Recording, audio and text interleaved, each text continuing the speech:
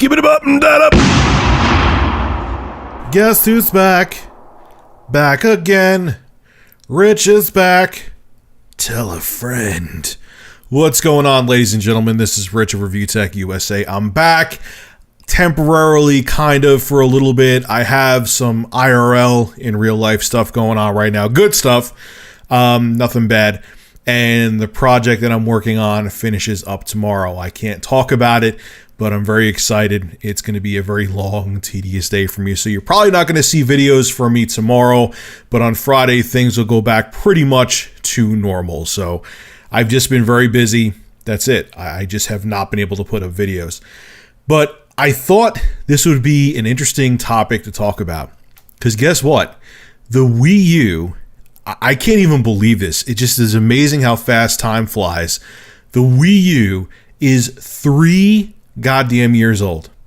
3 years old in the States. It was released back in November 18th of 2012. And I thought it would be interesting to make this video as a retrospective, talking about my history with the Wii U and how Nintendo screwed up with the Wii U, even though I don't think it's a bad system. I hated the original Wii. I was lukewarm on the GameCube. I like the Wii U more than those two systems combined.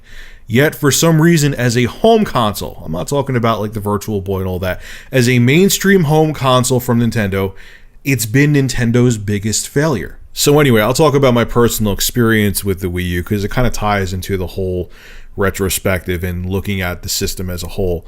I got it on launch day, November 2012, and I was excited. I had faith in Nintendo at the time, especially after watching their E3 2011 presentation talking about the Wii U and how they showed all their third-party support. In the beginning, I was hoping that this was going to be Super Nintendo 2.0 for Nintendo. That they were going to have this system that had the right amount of horsepower, that had the right amount of third-party support, that it would bring Nintendo back to their home console glory days. And I remember, what games did I pick up with it? I know I got New Super Mario Bros. U. It came with Nintendo Land. Whoopee. I thought that game was stupid. I know some people like it. I didn't like Nintendo Land. And I believe I got Zombie U. And I remember New Super Mario Bros. U. Yeah, okay, it was basically like the other New Super Mario Bros. Games, except it was HD. Looked great. I thought the visuals were impressive. I liked that. I remember playing Zombie U, and Zombie U, it looked good. It wasn't a bad looking game. It was just boring and monotonous. And I believe right around launch, I got Call of Duty Black Ops 2 for the Wii U, and I thought it looked good. I remember playing it on a 40-inch HD TV, and I'm like, man, it definitely looked better than it did on like the 360 and PS3, at least from what I could see. So I remember thinking, like, maybe Nintendo actually isn't bullshitting. Maybe they actually are going to get that third-party support. I remember playing Mass Effect. Mass Effect looked pretty decent too. Didn't look any better really than the 360, but it was still on there. Hell, you could even get Sniper Elite V2 for the Wii U. So I remember just being like, okay, maybe Nintendo actually did learn their lesson. But that didn't last long, as we all know. All those games they showed at E3 2011, virtually all of them never made it to the Wii U. And it, once again, as always, like in the past, Nintendo really didn't have that much third-party support at all. I think Ubisoft stuck around the longest for the Wii U, and even in the end, they're like, yeah, we're just going to release dance games and casual games for the Wii U. I think the thing that drives me nuts about the Wii U and frustrates me, beyond the fact the marketing was terrible, we'll talk about that in a minute, is that I really like the Wii U gamepad. Yeah, I know that, it doesn't have the best screen. It looks good. The screen on the Wii U gamepad isn't bad. And, it doesn't have the best battery life either, because the first-party battery that comes... I know you can get better batteries for it now from third parties, but the battery that comes with the Wii U gamepad from Nintendo sucks and has a very short battery life. But for this big behemoth of a controller with a touchscreen on it, it's really goddamn comfortable.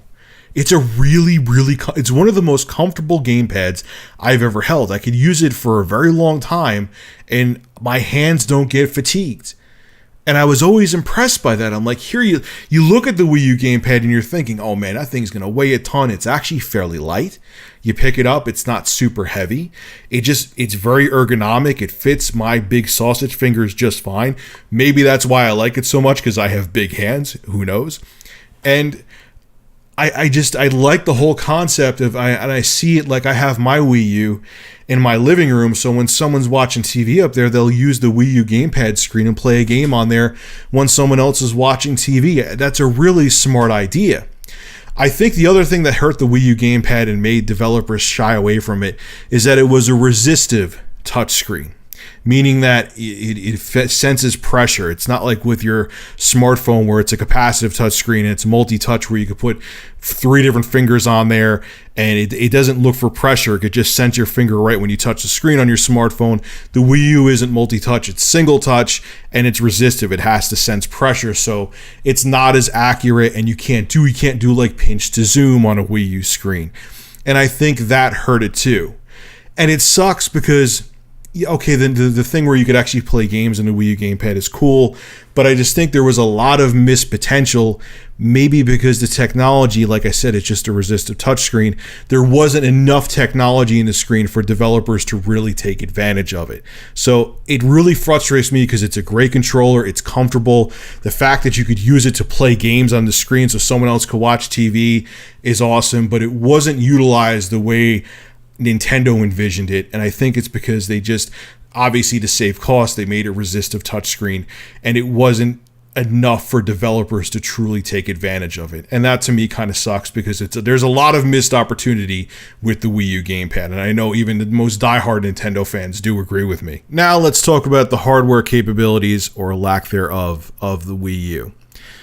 Now, the Wii U is in this weird place. It's nowhere near as powerful as the PlayStation 4 and Xbox One, but it's more powerful than the 360 and PlayStation 3.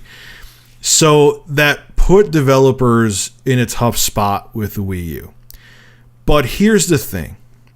If Nintendo embraced third-party support more, and they marketed, which we'll get into, that's the last thing I'm going to talk about, if they marketed the Wii U better, I do think a lot of developers would have bit the bullet and just dealt with the limitations of the Wii U and still released games for it. If there was a bigger install base for the Wii U, like say the Wii U had like 50 million units sold or even 40 million consoles sold, we would see more third-party games for it. Hell, they're still making fucking third-party games or making AAA titles for the 360 and PS3. It's finally waning down, thank God, but they're still making games for the 7th gen systems. So they could have easily made those games and put a little bit more polish on them for the Wii U, because it is more capable than the PS3 and 360.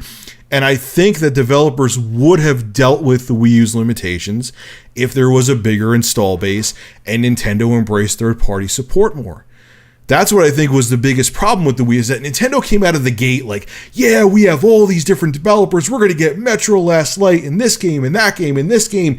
We're embracing third-party developers. And then it was like a week after the Wii U came out, I was like, I guess this is kind of scary trying to get all these third-party developers. We're just, you can release games, but just, we just can't handle this.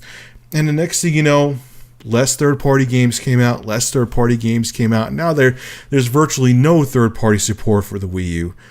And that's a damn shame, because like I said, yes, it's not on the same level as the PS4 and Xbox One, but I've seen, like I said, Call of Duty Black Ops 2, and it is capable enough. And if it had a bigger install base, I know I keep repeating myself, but that's the main point here. If it had a bigger install base, I do think developers would have just dealt with it and put games out for Nintendo's 8th gen system. But unfortunately, they didn't market it right, which I'm going to talk about now. And it wasn't worth the third-party developer's time. There just is not a big enough install base for the Wii U to make it worth the time to make a AAA game for the system. Even if they could just port it over from the 360, it's still not worth their time because they know no one's going to buy it. I mean, the numbers have proved it time and time again. And last but not least, let's discuss the horrible marketing of the Wii U. It starts with the name. The name Wii U was confusing as shit. A lot of people, I remember time and time and time again. A lot of people in the beginning and for a couple years after the Wii U was released thought the Wii U was just an add-on for the original Wii due to the name.